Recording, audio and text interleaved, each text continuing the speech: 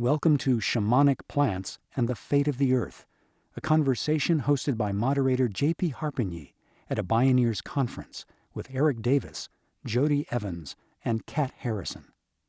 We hope you enjoy it. We join the conversation as it begins.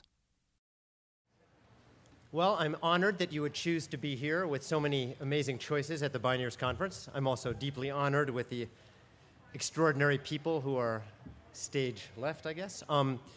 So before we begin, let me do two things. First, I want to explain the mechanics of the next 90 minutes. What we're going to do is I'm going to give an intro just to frame the context of the discussion and introduce the panelists. And then each one of our panelists will have approximately 15 minutes to give a discourse of their choosing on the topic. And then after that, we're going to save about 15 or 20 minutes for a discussion amongst the panelists. And then finally, we'll try to save 15 or 20 minutes for Q&A. Now, in the Q&A, please think haiku, not Tolstoy, okay? Try to short questions to the point, think cogent statements and questions, so as many people as possible can get to participate. Let me explain a little bit the context of the genesis of this panel. We always do, or almost always do, a panel on this topic at Bioneers, because even though we sometimes get flack for it, because there are people who ask, what do psychedelics have to do with the environment? We feel that actually it's an important part of it, and I'll get back to that in a minute.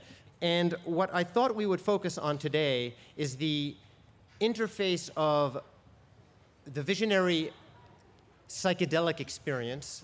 I'll use the term psychedelic. Some people use entheogenic, or we'll be old-fashioned and use Humphrey Osmond's terminology, with environmental consciousness. Because after all, Bioneers is predominantly about restoring the earth. And one thing that I think has been overlooked by cultural observers and critics and writers in the mainstream is how important the psychedelic experience was to our culture.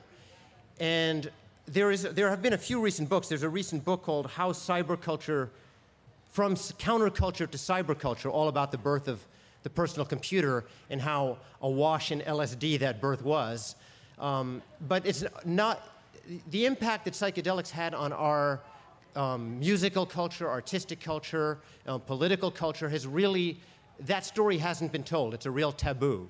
And I'm not someone who's advocating the mass consumption of these very potent substances. I think they have to be treated with a lot of respect, and they're not for everyone. They're probably not even for most people, in my humble opinion.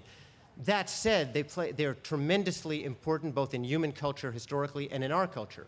And in our culture, one thing that's not spoken about, because most environmentalists have to go to Washington and lobby and talk about parts per million and so on and so forth. They don't want to talk about their youth leaping naked into waterfalls. So the impact that the psychedelic experience had on many of us when we were young in terms of our bonding with the natural world and of having profound experiences in nature and of rekindling the human-nature connection is very strong. I'm not saying every environmentalist or even most had that experience, but many of us did, and many of us here did, and many of us who've been involved in putting this together for many years did, and it would be intellectually dishonest on our part not to include this topic. So that's why we do it. Let me move on to introducing our panelists. And it really is a great thrill for me to be able to sit at the same table with these people. I will introduce all of them, and then I'll do it in the order that they're going to speak in. Immediately here to my left is Jodie Evans. Now, Jodie Evans is one of the most amazing activists in the history of the U.S. Sometimes you might see her picture on the front page of the New York Times being dragged in handcuffs from the Republican National Convention. The next week being arrested somewhere else, but she does far more than getting arrested. She's really been around for a long, long time, which you could never tell by her youthful demeanor. But Jodie was in the Jerry Brown administration when he was governor, and she ran his Office of Appropriate Technology. She has founded many, many different groups. She sits on the boards of many organizations, including Rainforest Action Network, the Garden Project at San Bruno Prison, the Conscious Business Alliance. I mean, there's so many, the Circle of Life Foundation that Julia Butterfly Hill started, so many. And Jodie is the most tireless activist that I know. But and she's of course the founder of CODEPINK, Women for Peace, an extraordinary organization that's really had a major, major impact on the activist movement. And she's someone who, unlike many activists, and I've been around activists for a long time, who, you know, you love what they do, but you don't really want to have dinner with them. They tend to be a little dour. Jodie is perhaps the most open-hearted person that I've ever met, and one of the most extraordinary forces of nature. And she has also been very helpful here in booking some of these panels. She helped us get Ethan Nadelman, who's perhaps one of the great people working on harm reduction for drugs, perhaps in the world, and on the drug policy. She sits on the board of the Drug Policy Alliance. But I did not know that Jodie had a more personal interest in these matters, and I'm going to be very eager to hear about her personal connection to this material, and that's what we're hoping she'll talk about today. So she's going to lead off. Afterwards, you will hear from, that's not Lenin or Trotsky, that is my good friend Erik Davis. Erik Davis is, I think, perhaps the most astute observer of contemporary cultures, especially of spiritual subcultures.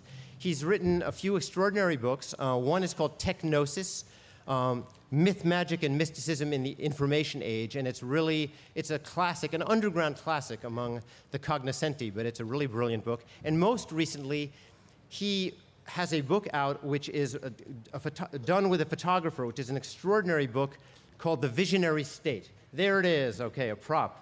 It has amazing photographs, amazing text. It's a lot about the spiritual history of California and all the different subcultures and the impact that California has had on the larger culture. It's a great read. It's far more than a coffee table book. It's a must-have, so I urge you to check it out. Erik is also someone who I met because he's one of the great experts on the sci-fi writer Philip K. Dick, who I was also obsessed with at a certain point in my life and still fascinated by, and has spoken around the world in a variety of formats. He's deeply knowledgeable about avant-garde film, art. This guy's a real head, a real genius. So I'm honored to have him as a friend. Finally, last but not least, Kat Harrison. Now, Kat Harrison has spoken at Bioneers more than any other human being. I mean, I can't be absolutely sure of that. We don't keep statistics the way baseball announcers do, but I'm pretty sure that I could bet my farm on that. Of course, I don't have a farm, but nonetheless.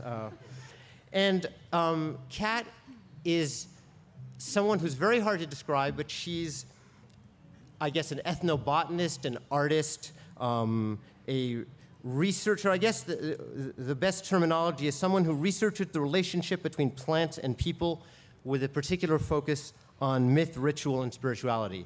And she's done a tremendous amount of field work in many parts of the world, but especially in the Amazon and among the Mazatec in Mexico and in Central America. And she's someone who, I can't think of someone who is more a plant person than Kat. The same way Paul Stamets is an ambassador of the fungal realm, Kat is an ambassador of the world of plants. And her perspective is unique.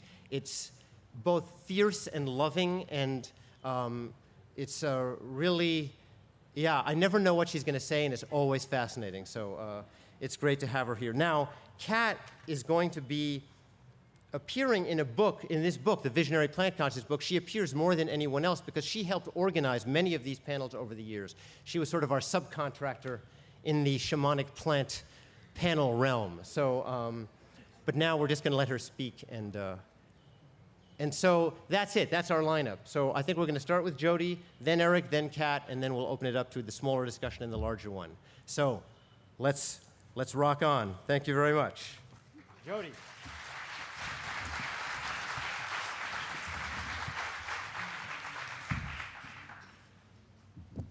Thank you, J.P. As J.P. was talking, everything he would say, I would say, oh, I got that from the plants. Oh, I got that from the plants. Oh, that fearlessness came from my experiences with the plant medicine.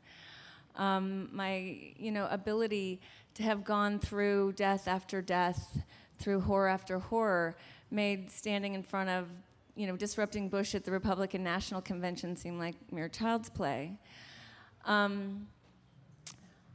I was, like JP said, very active, an activist in the 60s, anti-war activist, ran the Office of Appropriate Technology at the birth of environmentalism, and developed wind technology and solar technology. Funds were out of there. And so being an environmentalist and being an activist weren't strangers to me. But in the early 80s, I was down in Mexico and a tsunami took my daughter away. And she was 2. And my life turned upside down. And I couldn't read, and I couldn't think, and I was in the deepest, most horrible grief for years. And it was really, first, I want to say that one of my teachers is here, which is really great. Diane Haug was one of the first people that I met in that process. And she was working with Stan Groff's breath work, which is kind of a precursor to being able to what the plant medicine can do. The first 3 days, when I lost my daughter, I went into an altered state of consciousness where I experienced calm, compassion, the capacity to be totally present, connected, and yet not attached. I knew things I didn't know, and I literally could almost read people's mind, and I was taking care of people instead of them taking care of me. And when I finally found my way to working with the plant medicines, they took me to that same place. And later I learned that DMT is the root of the plant medicine that I use, which is ayahuasca, and that that's a naturally occurring substance in your own brain. So that it connected to me, it connected me to healing. It connected me to the place where somewhere inherent in me, somewhere was the process of healing, was wisdom, was, for lack of a better word, consciousness. But who I was walking normally was a long way from there. The place of after Lala's death, from that kind of heightened state of awareness and consciousness to just literal devastation for years. And then literally finding my way back there. And it has been my relationship with ayahuasca that I've had since, for like 18 years. That has been the process of so many parts of me that seem unrelated, kind of like I'm wandering around in the dark, but inside they feel totally in the right direction.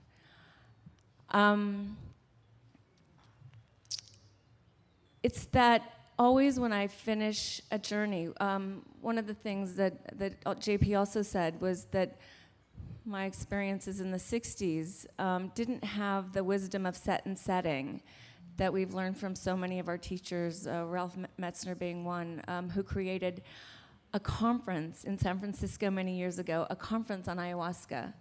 Talk about courage, and even the courage of the 900 people who showed up.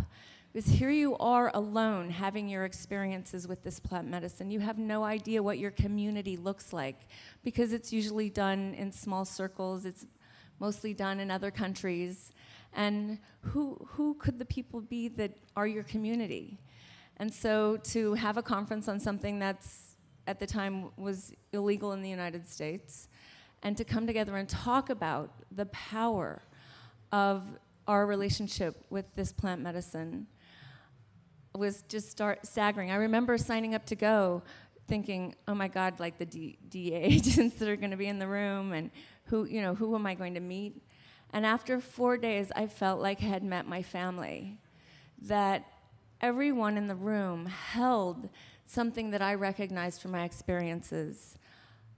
Such a calm, such an open-heartedness, so much presence and curiosity and intelligence and willingness to humility, willingness to know nothing and discover, to continue to go over and over again and share, and the place that I've learned from the plant medicines of giving and receiving, of really just this flow that happens constantly, that culture, trying to find safety in our world, tend to disrupt. And so as I would take my questions into my relationship with ayahuasca, what I found is every time I would get an answer to the question, it would be the opposite direction that the I sitting here would have gone. And it would take a leap on my part to shift direction. So, if the question is, how do I save the planet? I look out and it's suffering, and CODEPINK really started as out of a Bioneers group of women called Unreasonable Women for the Earth. So we're saving the earth. So what out of a journey does that become? That becomes ending war. That becomes empowering women. I'm on the board of Drug Policy Alliance because I want everyone to have the choice, whether it's safe, whether it's right for everyone or not, but that we should be able to have the choice to have this relationship with these plant medicines, that's cognitive liberty.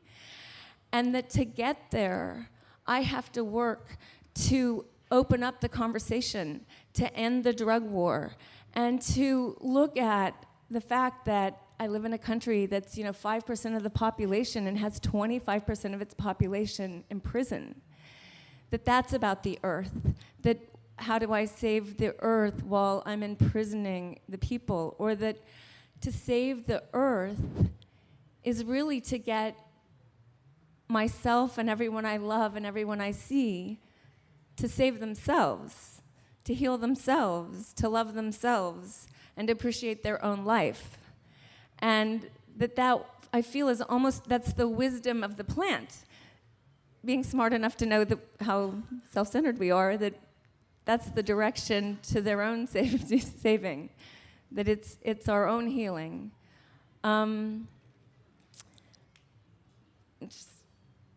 I want to say, too, that it's been interesting to take my children into this process, to come up against taboo after taboo. Like I said, it's like I'm always going in the opposite direction of where culture, where right and wrong. One of the many things I think I've learned through this process is that it's about wisdom and the lack of judgment. It's about deep experience.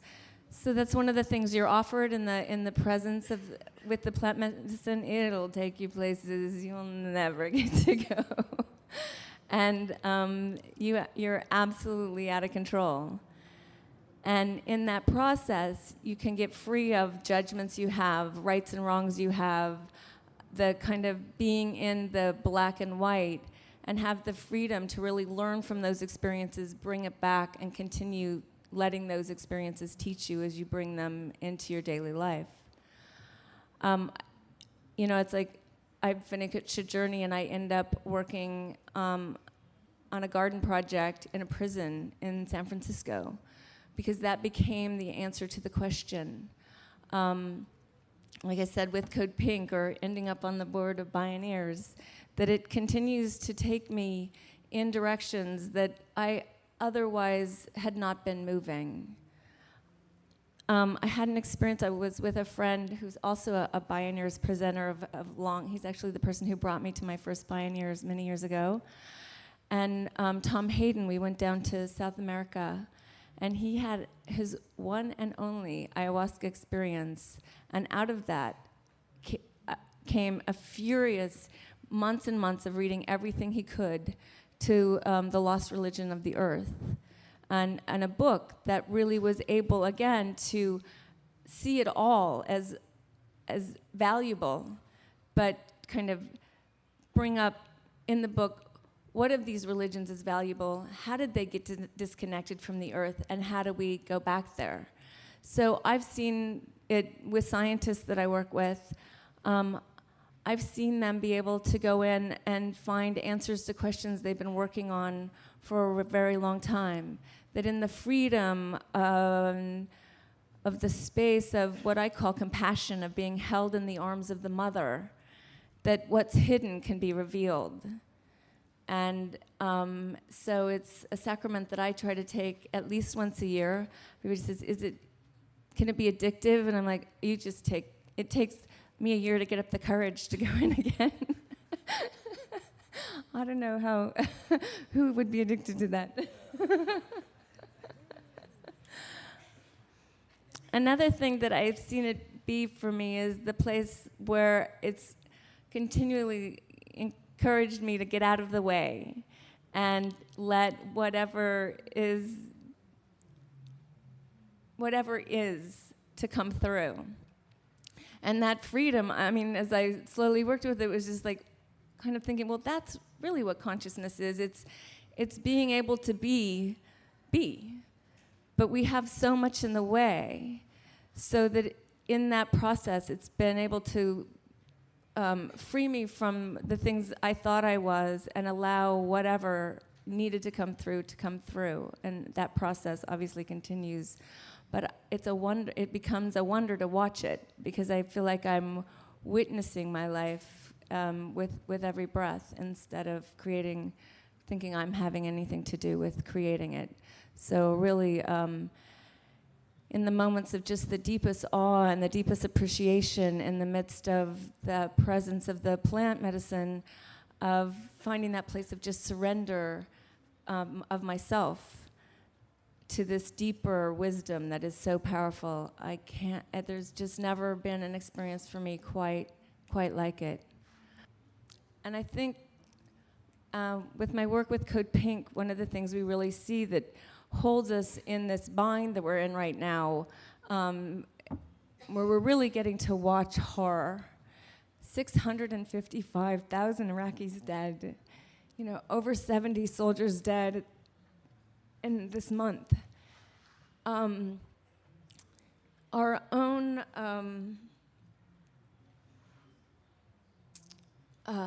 attachment to security, our own need for security, all the ways that we're willing to compromise to be safe.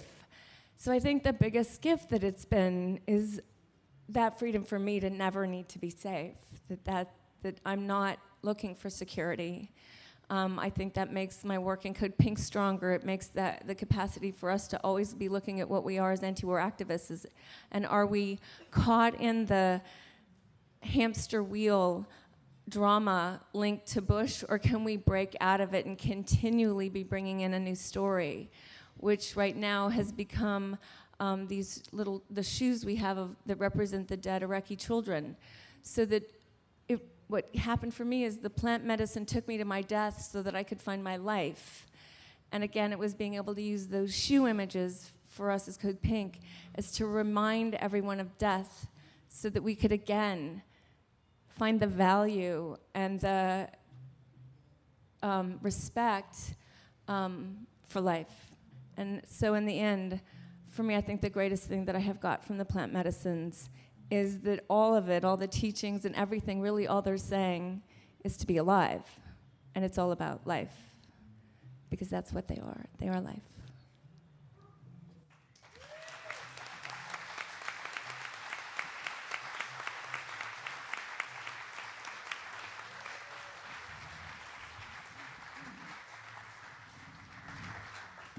Good afternoon, everyone. I will be taking a little bit less personal take on this stuff, because I'm kind of a cultural observer guy, or a participant observer, as the anthropologists like to say. And I wanted to start out by just remarking, as someone who's looked and spent a lot of time thinking about the history of the encounter of the Western world with psychedelic substances, both from nature and from the lab, that really something remarkable has happened over the last 10, 15 years, which is the way that ayahuasca in particular has been able to enter into a relationship and engagement with our modern culture and sustain a very high degree of ritual and sacred intention around the ingestion of the substance over a long period of time in a culture that is very good at profaning and dragging any hint of the sacred through the slime of commerce and restless distraction. I think that's partly says something about the plant. It says something very much about the cultures, the more or less traditional cultures that are trying to sustain the plant. But it also says something about the way that psychedelic culture, in a broad sense, was prepared, I think, for a kind of increasing intimacy with the deeper earth wisdom that is contained in potential in these experiences. Because of course it's really important to recognize, and I believe that even if you are trying to plug into the deepest, most traditional way of experiencing and ingesting and coming to terms with your experiences with a substance like ayahuasca, it's also vitally important to remember that you and the shaman and everybody in the room is part of modernity. That the systems, the traditional systems, the traditional cultures that are bringing you these things are themselves already engaged in a very complex relationship with modernity. And in fact, many of the ayahuasca churches that people first became aware of in the West and first started to investigate are, of course, not based in the deep jungle, but are themselves already quasi-urban phenomenon, mestizo phenomenon, mixtures. And in many ways, that's what defines us in the West, is a mixture. So I think the ability for ayahuasca to speak more directly and more strongly to more people over such a long period of time also has to do with the fact that psychedelic culture was kind of ready for it, set up for it. So what I would like to suggest is that in the course of the modern West's experience of psychedelics, again, both synthetic and natural, that you can look at it in a way as a kind of prologue, a kind of opening of the doors towards a kind of earth wisdom that would be very difficult to translate or experience from the get-go. So I want to explain a little bit what I mean by that.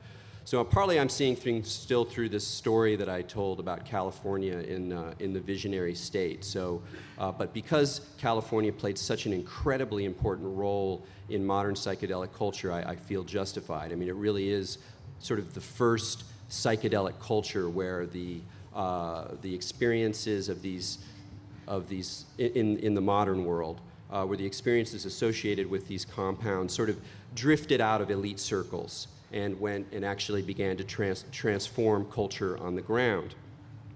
But another thing that's really key to look at from this California perspective, to take it back even further in terms of its relationship to nature, which is really what we're talking about here, the relationship between visionary experiences and nature, is that it possessed in the 19th century probably the most influential and important channeler of the Dionysiac religion of nature, who is John Muir. And John Muir was able to articulate in a way that was at once scientific, in the sense that he was an extraordinary natural historian, and also a tremendously spiritual man of a very transcendentalist mindset. And his articulation and channeling of the experience of the Sierras really set in motion modern environmentalism, and it also planted a seed in California and across the world of a certain availability of sacred experience in the context of the wild.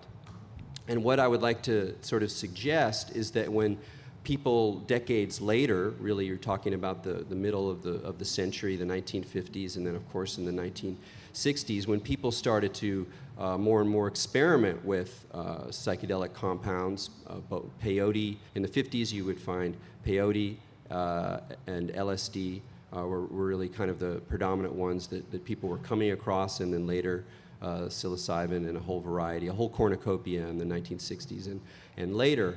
That one of the things that happened is that, of course, people would find themselves confronting this sort of big thing, the big mind, the big all.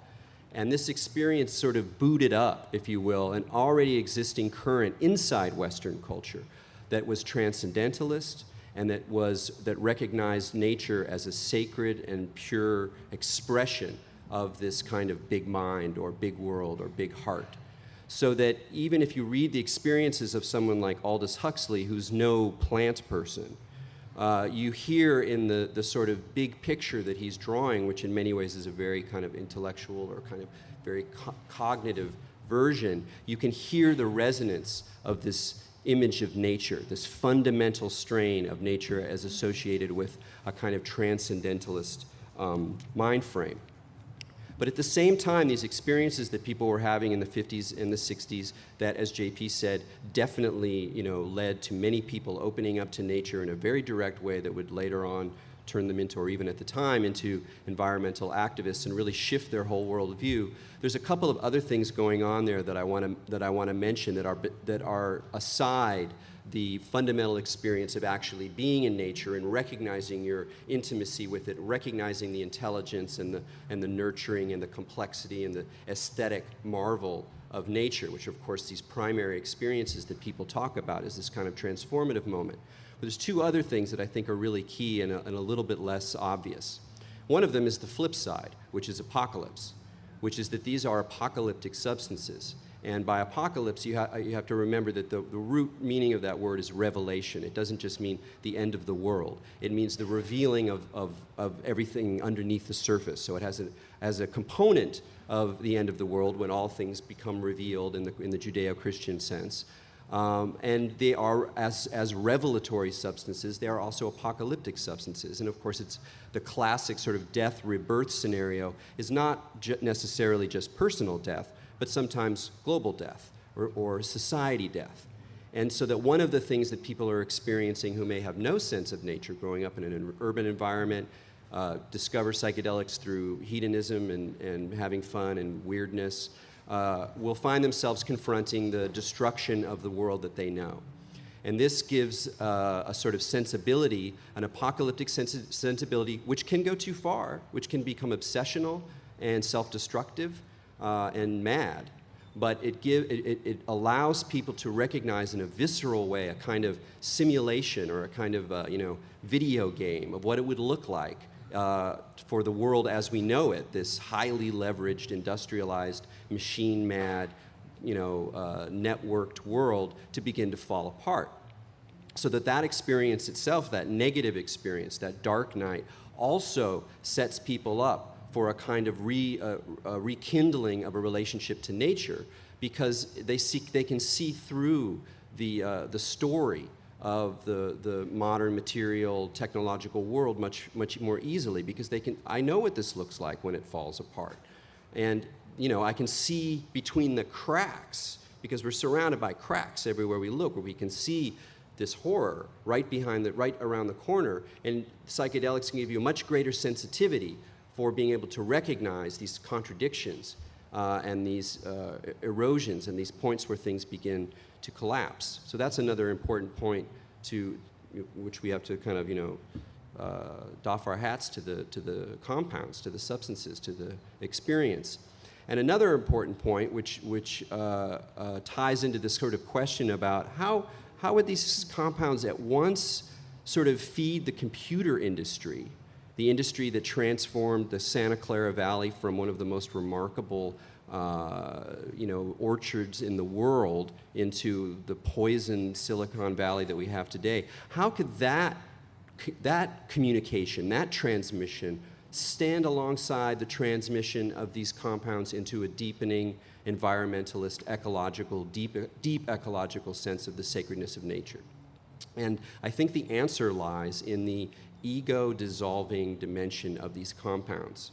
Because when the conventional sense of yourself as being a little person who's controlling everything and making decisions begins to fall away, and you must submit, as Jodie talked about, to a deeper process, one of the things that you start to come away with is the sense that yourself, your immediate environment, the world, the mind, nature, matter, are these enormous, complex, flowing systems. They're ecologies, that the self is an ecology, that the world is an ecology, that culture is an ecology, within which these sort of singular identifications as I kind of pop up and crystallize like little stones or pieces of coral.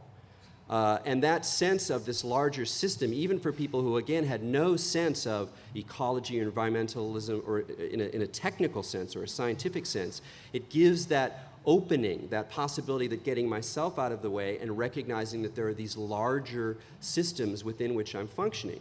And I'm using the word system, that kind of scientific word, intentionally, because it makes you see the relationship.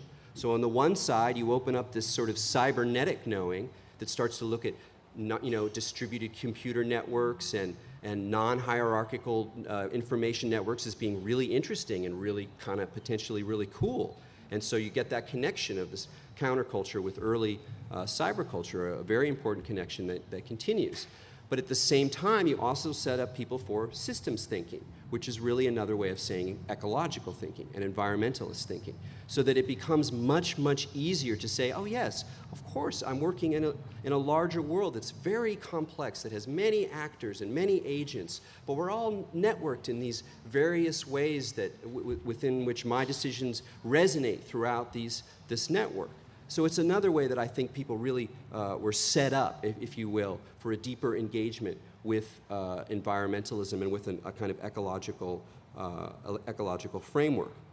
So that's why I like to say that even as we have moved in psychedelic culture, in some sense, to a greater embrace of plant medicines, and certainly that the more self-consciously spiritual and sacred psychedelic explorations that are happening now are happening more and more with plant medicines. And that's a very significant reflection of the maturity amongst some people or some scenes or some cultures inside the West to sort of take the medicine as deeply as it can go. But that was already set up by a whole set of other experiences that came before. And the final point I want to make is sort of a slight caution, which is that the experience, the sublime and sacred experience that these compounds and these practices and these rituals can bring us are obviously enormously transformative. I think that one danger they have in relationship to the problem of how you bring that wisdom and that knowing out into the larger world, and particularly into a world in terms of environmentalism, is the tendency to believe that everybody needs to do this, or something like this needs to happen to everybody. And this ties in with the sort of problem that's inside environmentalism, and it's a toughie, where a lot of people came here through religious or sacred or spiritual experiences with or without psychedelics. And then they're looking at a larger world that if you start using that language at all, suddenly you're a new age wacko. And that's a whole, that everything else you say gets discounted. So there's this conflict that a lot of people face that J.P. mentioned between having to work with a straight world, with a scientific world, with a technological world that also really has to be turned on and made aware that these things are happening, and is in many ways, in many interesting ways, with this sort of more countercultural, more organic, more magical, less rational way of appreciating the deep, spiritual, soulful experiences that are in these things. And it's a contradiction, and for some people it becomes a little bit schizophrenic. And what I just want to suggest, and I don't have an answer for it, but I would like to just point back to the plants or point back to the substances, because psychedelics already contain within them the integration of these modes. Because even our most spiritual experiences of psychedelics are mediated by chemical compounds which we ingest and metabolize as human animals and that entire process is available to the mind of science. In fact, if science is really going to do what it says it's going to do and take everything seriously, everything that this meat machine up here can do, then you cannot deny that DMT is endogenous and that it has a transformative potential. So something like, I won't quite say a marriage, but a commingling or a balanced relationship between this rational side and the spiritual side, which is, as you know, an enormously polarized problem in our society right now, that something of a kind of marriage is available already inside the substances, not just in your experience of them, but in your understanding of them, how you work, how they work, how culture works, how God works. Thanks.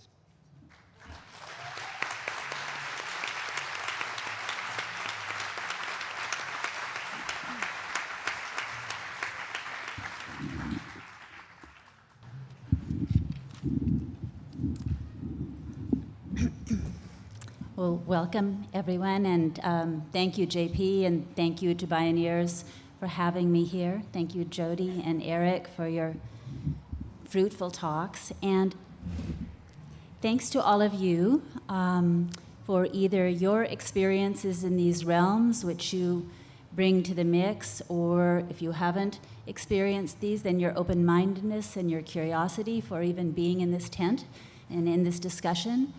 I think it's the nature of these medicines that all the work that we're all doing is at play, and that those of us who choose to speak publicly about it are nourished by everyone's private seeking. So thank you.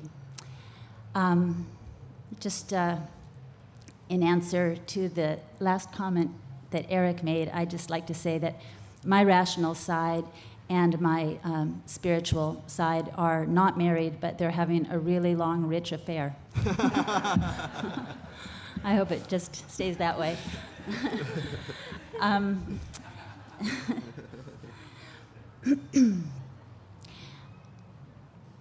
I see my work kind of as a go-between, actually, between other cultural perceptions of nature and of magic and the spiritual aspects of nature, other worldviews, and this worldview that we're in here, where we enchanted ourselves with materialism for so long that many of us, most of us, the general worldview, forgot about the breath of nature that's always there and always in us, actually, that we're part of. And so in that role, I go out and do what I like to call field work and come back and think about it, write about it. Nothing's coalesced into a book yet, but a lot of notes, and teach, and ask myself and ask the medicines hard questions. I like to look at the plant medicines as part of all the plants. I'm an ethnobotanist. That means I look at the relationship between humans and plants, and that it's an arc of an array of relationships of all the plants and all the little ways in which we perceive them, in which they present themselves to us, in which we honor them and engage them. And that helps me keep free of that charge of the drug category. So I just recommend that sort of point of view, that there's that everything we do, everything we eat and wear and look at and smell and make things out of and grow in our gardens and decorate with and make beauty out of is all part of this really rich plant-human relationship. And the plant awareness, spirits, the medicines themselves don't think of themselves as separate. They're not in some separate category. It's a community, just like we are, and all that diversity is a required aspect of the pattern that holds things together. And I, like many people nowadays, call these powerful plant teachers, call them medicines. In Spanish, in Latin America, many of the time-honored practitioners and the old systems call them las medicinas, the medicines. And I think that's just such a good name for them, because although there are wonderful pleasures, of course, and everybody should have fun sometimes, and there's hedonism, and there is delight and play and all of those things as part of these. The tradition really, when you look back on all the cultures that have used them for so long and that are still quietly, or sometimes now not so quietly, using them in indigenous and mestizo practices and in various parts of the world, the tradition is really for curing, most of all. There's initiation, There's vision seeking that is part of that initiation into adulthood or into a new stage of life. There are certain formal purposes, but the every day, every week, psychedelic sessions that are held in many parts of the world are really for mending the fabric of our reality that we tear by unconsciousness or by accident, by thoughtlessness, for mending our beautiful, fragile bodies, our homes, our land, and the weather. All of these things, they're really worked on through curing ceremonies and prayer. Speaking, prayer is really, in those situations, a conversation between the medicines and the people who have the humility and the worldview to recognize that they can ask, they can negotiate with these big forces. And by coming into very conscious ceremony with them in these medicine circles or solo work or very small families, taking mushrooms and praying together in the mountains of Mexico, there are many examples. They're, first of all, always saying, thank you for life, thank you for experience, however hard it is, and recognizing what it is, describing it to itself almost, recognizing the story that life is telling and how they are part of it, and then just asking, please, it would be great if there was enough rain this year for the crops, or praying for good luck. And in this culture, I feel like we've, as Erik was just alluding to, we see so many problems around us. It looks so dire. It as Jodie was saying too, it is dire. And I'm generally trying to look at the big picture kind of person, trying to look at, the giant fluctuations, ice ages, and universes collapsing and expanding, and really big cycles, to keep the little cycles in perspective. But still, sometimes hopelessness is just pervasive. And so I really think in my experience with people in these other cultures, in these ceremonies, and in my own solo work, that one of the things that I have learned to ask for and really to pray for is just hope, to keep hope alive. And if I can keep hope alive, then I can do my work, then I can teach without just throwing up my hands and saying, oh my gosh, all is lost. I often teach younger people, and it's a responsibility, to transmit both the charge for activism and for consciousness and for examination, but also that there is hope, that at least, not necessarily that everything will be okay or that will stay the way it looks now. It's out of balance now, much as we're on the lucky end of that out of balance world in this culture and in California right here. But just that, to pray for the best outcome and to believe that it's possible. And so we're not paralyzed by hopelessness. That's part of what medicine does, I think. There are all the questions from the personal, smallest sense of that speck in the universe that we are, which I find to be a great relief every time I remember that. Totally a relief. Like, if you are, in fact, a tiny speck in this universe, then it isn't all really on your shoulders. But something is on your shoulders. So what is that?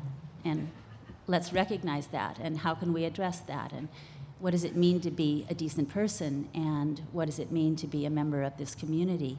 And all of that. So it just, the undressing down to that particle of self is really useful. And then the recreation of that puts us back in the world with choice and awareness and consciousness.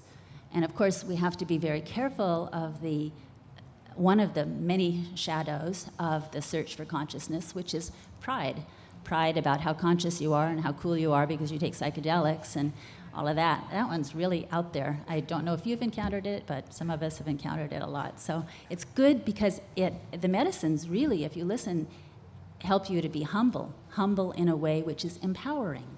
So, conundrums, you find them all through it, but they're beautiful, creative conundrums that turn it upside down and help you to look at it afresh each time. And I think that in thinking about about nature and how these are all part of nature and our culture and that period of discovery, which began a little bit in the 50s and then very much in the 60s, and obviously had a huge hand in changing this culture that we're in and hopefully radiating out to change our behavior in the world, although some days you'd never know it, right? But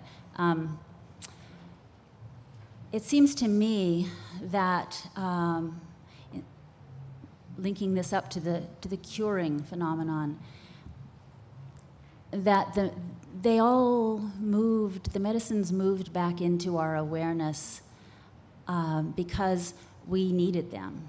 The medicines have will too, and they have a recognition of their role in the world to make things whole and to try to balance. And there's a friend once gave me a wonderful quote that's attributed to a 17th century healer, European healer. It says, when the poisons get too heavy, cures arise, remedies appear. They come to mind, they appear at hand, because they are nearby, and because that's the way it always has been. And that's one of those refrigerator quotes for me. And I find that really, really assuring, because it's sort of like in the really big system, when there's a hole, something comes in to fill it, to stitch it back together. And so I feel like, the Euro-American, colonial, imperial phenomenon had pushed all of these marvelous allies and tools to the edges, underground, eliminated the people who knew how to use them, didn't notice them half the time. We just forgot that there was such a realm of possibilities in this world. And I tend to personify, maybe more than the average person, but personify these species. And so I can just imagine all of the medicines kind of chatting together, the peyote and the ayahuasca and the iboga over in Africa and the mushrooms and all of these things. And realizing that, those people up there with all that stuff, those people up there who are very loud and very proud of themselves really need some medicine. They just don't know it. And so who did they send? They sent someone we could recognize. They sent LSD, because LSD was easy to distribute. We didn't have to, it was like ready-made medicine. We didn't have to grow it. We didn't have to know a tradition about it. It fit right into our little pill reality. And it seemed like we were just going out to have a really good time. And while we were out there having a really good time and having a few horrible times, we realized there's a whole lot more to this.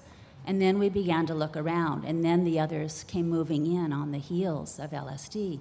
And I honor LSD for that work and for that big job of knocking on our doors and saying, wake up, wake up. There's a whole reality here that you don't know anything about, and you're in real trouble if you don't realize that it's here. You need it.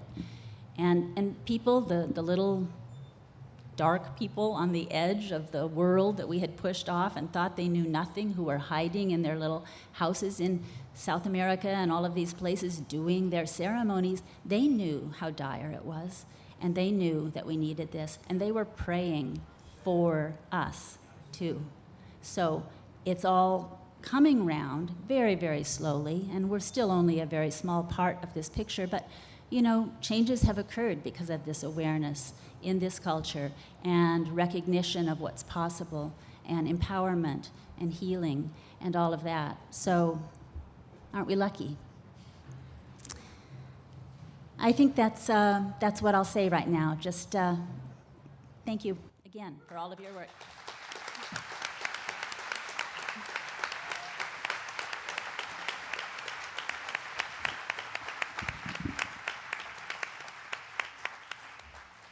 So we're going to have a few minutes of back and forth here among the panelists, and then we'll open it up to Q&A from the audience. So if any of you three have any questions or comments you'd like to make, why don't you?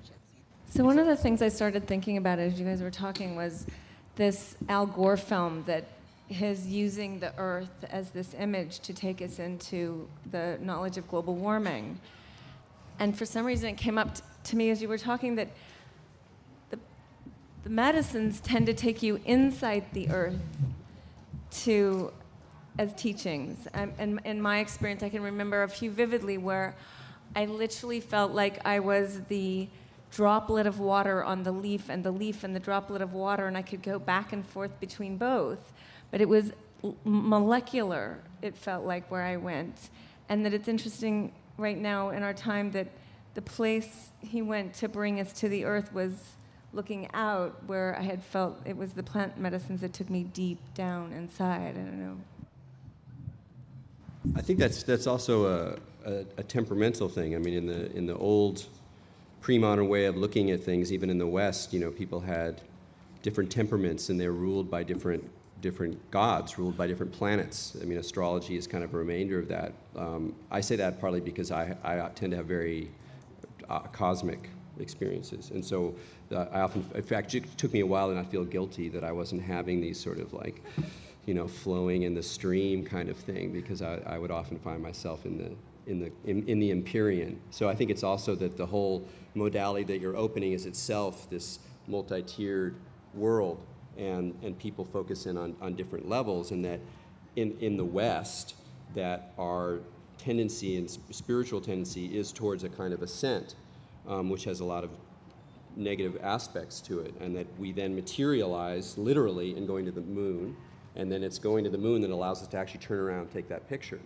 So there's some weird lesson there that's a very mixed story about getting that transcendence, and then realizing, oh, well, where am I going to? I can't keep going. I got to get I'm there. So I can hear that though. It's good. I'd like to ask J.P. a question. Let's see. We've known each other for a long time, but he lives in New York, and I live out here, and he always pretends that he's just the moderator. Did what? You always pretend that you're just the moderator.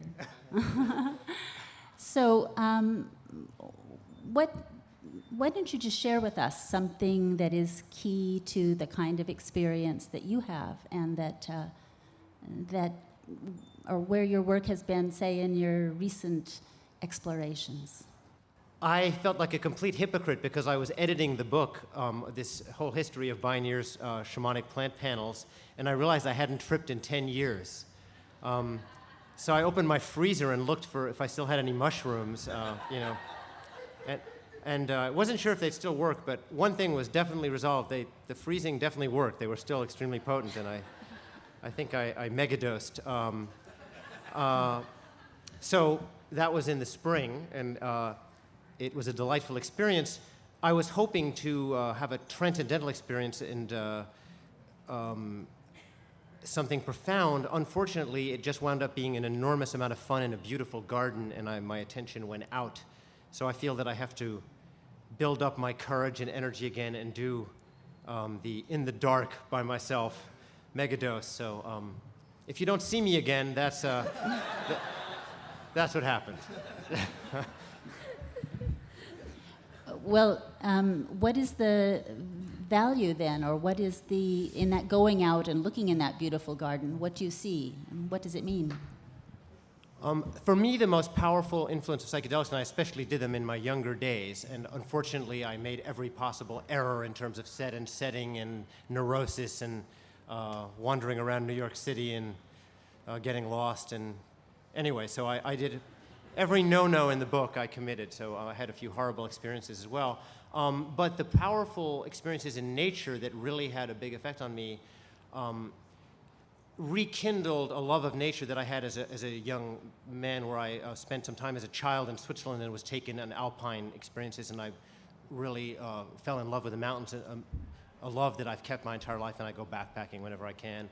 And I'd forgotten about it, living in New York and during the crazy revolutionary years, burning buildings down, and I forgot about my love of nature. And the psychedelic experience, what it does for me predominantly is it makes the entire universe buzz with aliveness, and my heart starts pounding and beating, and I feel, the classic experience. I'm not telling anyone anything they don't know.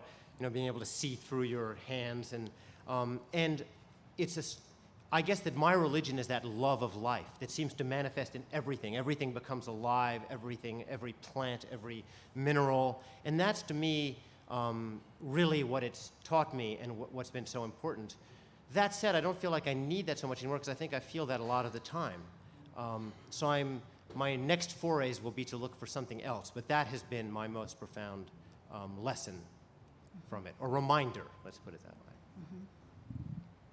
One thing that I find useful in my contemporary seeking experiences is just looking for, I think of it as the work.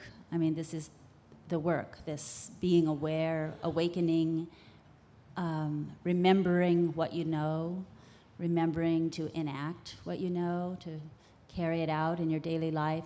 And I ask to see the next stretch of the path. I've said this before. Not because, when I was young, one of my follies was trying to see the future, which I managed to do a number of different ways, way farther than was useful. And got all tangled up with trying to affect it and all kinds of stuff. And then at some point, as I matured, I thought, I'm just going to back up to right here, right now, and just look at that little stretch, 100 feet down the path in the forest before the trail turns. Just what do I need to know about that little stretch, and what's my work right there, and how can I walk in balance and do my part? And it's just so useful to ask that question. May I just see the next stretch of the path? And I don't know, I think it's an easy technique. There are a lot of techniques to use with these tools, because these are really tools. They don't, by themselves, without your work, they don't make you a good person, and they don't make you they're tools. They're there to be in relationship with us. And so that is one of the techniques that I find really useful as a working tip. Except when I use that technique, it's like I'll go in and maybe I feel like I need a healing. So I'll say, could I have this healed? And another time, could I see ahead? I usually get the opposite of what I'm asking for. That the road I'm showed ahead is the thing that is the healing that I need to go through. And the healing becomes the path that I can't see, but that healing brings it about. And I'm always very wary of the question in asking the question of getting very unattached to the answer, because it sometimes needs to speak for a long time before the clarity of what it is becomes obvious or known. Yeah, I guess I'd have a question, particularly for Kat on that one, which is, a lot of people often very early in their experience sort of establish kind of I ask for a question and I get an answer. And, it's pretty clear to me a lot of time that they're not really necessarily hearing things. And some people that I know who have worked, way more than I probably ever will with some of these things, end up having a slightly more, they'll say, the medicine can be a trickster. You can think you're getting one message and that something else is going on. And so I'm curious, in your own experience, how you worked yourself up to that place where you have a sense of confidence and real communication, or was it something that came very early to you in terms of really sensing a source of information or a source of wisdom, and not just trusting it, but trusting that the particular messages that you think you're receiving are, good stuff? What comes to mind right away is also from traditions, but also I've been fortunate to have it in my experience, which is that we have allies, and if we know that and trust them, then sometimes they're ancestors, sometimes it's your great-grandmother, sometimes it's ones you didn't know, or it's not having to do with family necessarily, but with whatever the mysterious realm of place and spirit and tradition and all of that is. I think that I had those very young for a number of reasons, and that they're kind of like your best friends, like, when you say, can I have a reality check with your best friends, am I seeing this right? And so they're there too if you are aware of that as a way of sort of validating what you're seeing.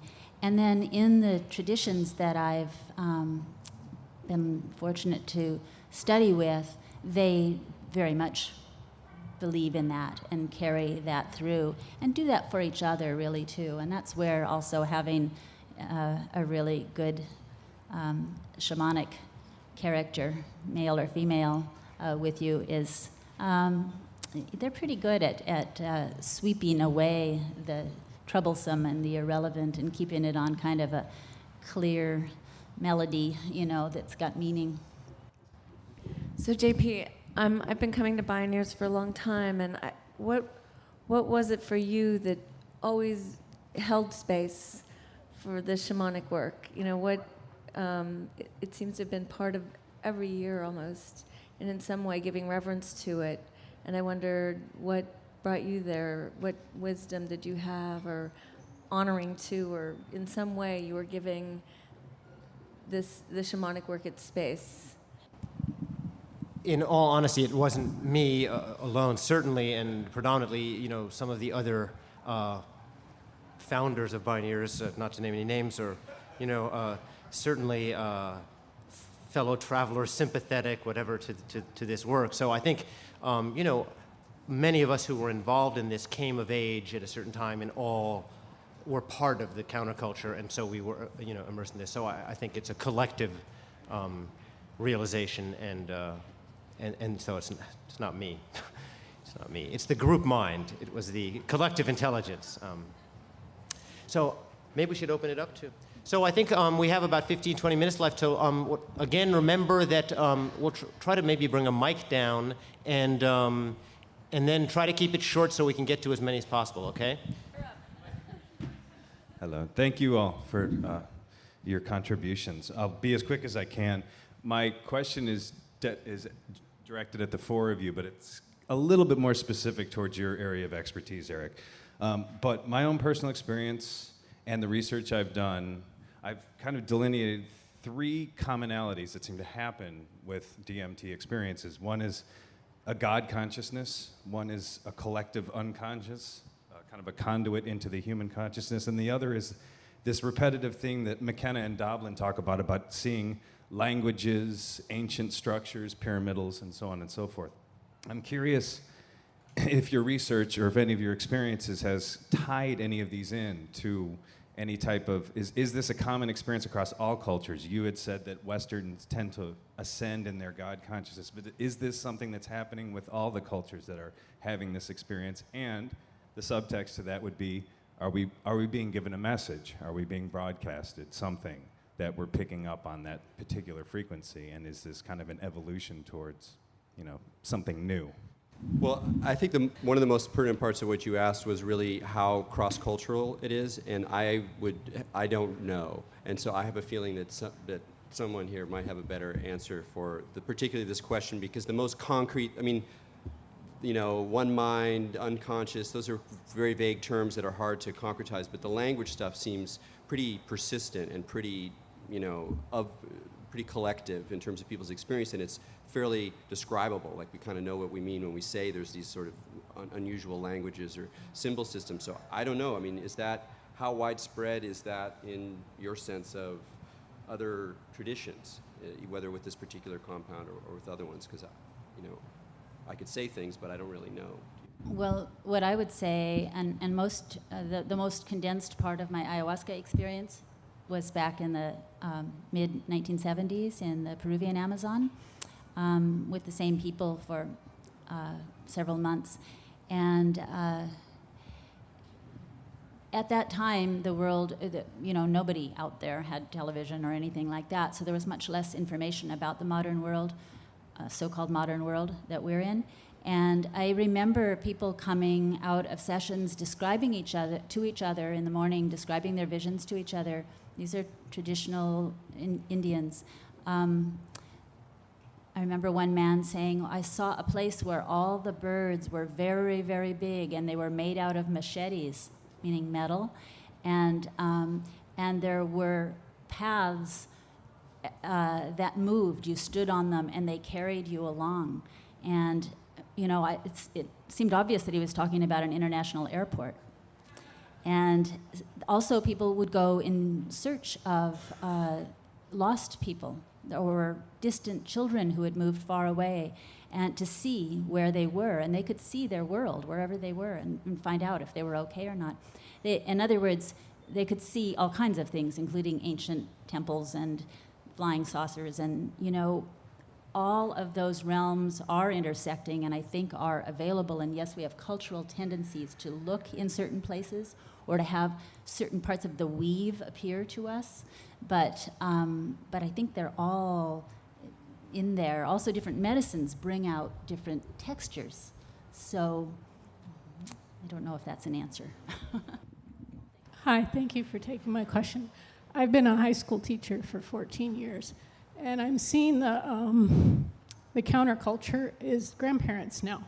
Their children have grown up and had kids, and I've been teaching high school kids who are embarking on psychedelic journeys, and I don't know if it's the drug war or if it's a hypocrisy or what it is, but I don't see any forward movement in the communication between generations or in guiding young people through this experience now and in previous times. So this may be a difficult question to address in the social context that we live in, but I'm just curious if you have any comments or suggestions regarding this.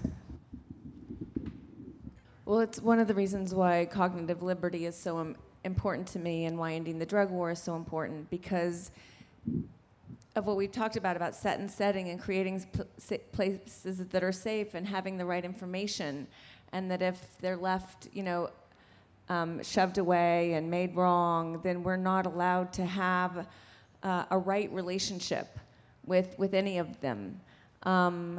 Marcia Rosenbaum, I believe I saw, was in the audience. Marcia, are you still here? She's with Drug Policy Alliance and has worked many years in creating literature to bridge that gap of, instead of just say no, it's just say no, K-N-O-W, so that the conversation could stay open and information could be passed, so that the relationship to not only shamanic plant substances, but all mind-altering explorations that are what tend to come with coming of age can be done in a more conscious and relational way. Kat, this is more of a response to something that you said at the table that I want to share with you and also anybody out in the audience that this would strike a chord with.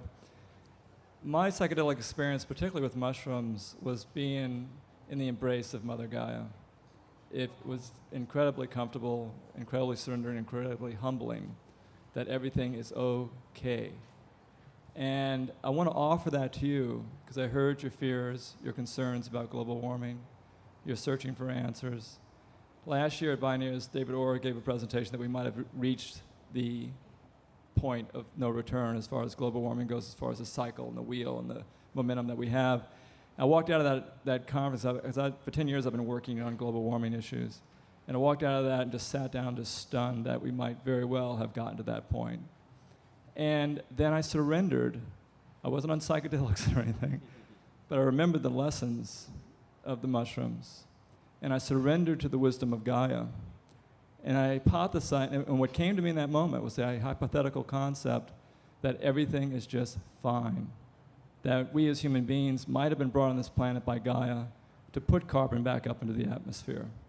That at the time, there was a time on this planet when there were no ice caps, when the mean temperature was soaring much higher than it is today, and that was the time of the greatest organic growth on the planet, the largest plants, the largest animals, and everything was in balance and everything was fine. So I think if we can get away from our homocentric thinking, this global warming issue, I believe, is a much more homocentric situation than a planet situation. Gaia is doing fine, and I think that's what the medicine is saying. And that, if 95% of land-based vertebrates are, just maybe one statement, one thing. 95% of land-based vertebrates are our species and the species that we control. The other 5% is the rest of the biodiversity. So I think it's homocentric right now.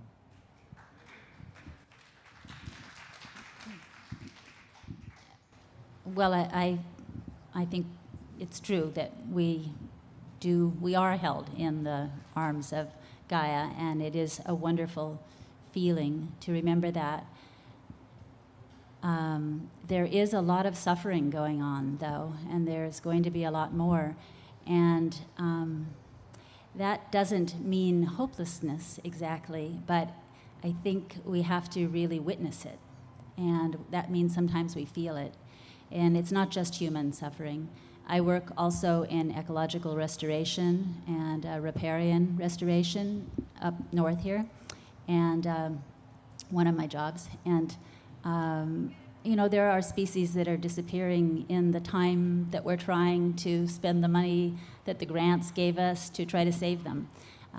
It's a time when things are moving very quickly, and the loss of diversity, although it's always been happening and it always will happen, is it's just finding that balance between being alarmed and activated enough to do what you can and trusting that in the big picture that it will be all right, it is all right in some way. It's a tricky dance. I think that's one of the things I said, is that for me it was being held in the arms of the mother. But at the same time, it allows us to be engaged and to let something flow through us. So maybe, for what I do in the world, that's my piece of whatever is happening with Gaia, and that's flowing, and maybe how you're affected is your way. But it's brings us to some form of engagement with life. And that's each of ours dance and movement out of that experience. Hello. As a student of herbal medicine, I'm wondering if any of you use plants on a more mundane level for body healing, and also do you ever have any experiences of opening your consciousness on that mundane level using those plants? Anyone that knows me knows that to come to my house is a psychedelic experience. I have a garden of just abundance of plants and flowers and herbs, and they are part of my everyday, of what I smell like, of what I eat, of how I heal.